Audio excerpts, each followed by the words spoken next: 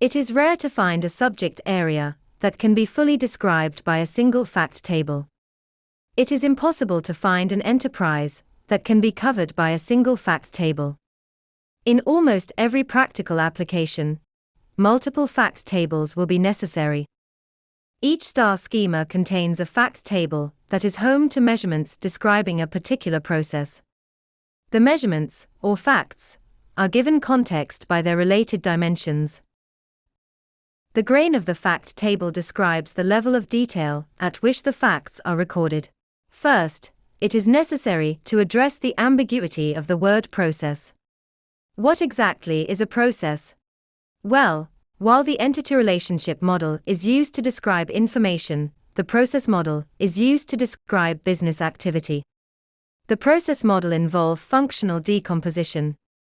That is to say, one process can be broken down into several subprocesses. For example, the sales process may be broken down into subprocesses for order entry, shipment, invoicing, and returns management. But sales seems to be a process, but it also seems to be made up of other processes. Does the study of sales require multiple facts tables, or just one? You can use two simple tests to separate measurements into multiple fact tables.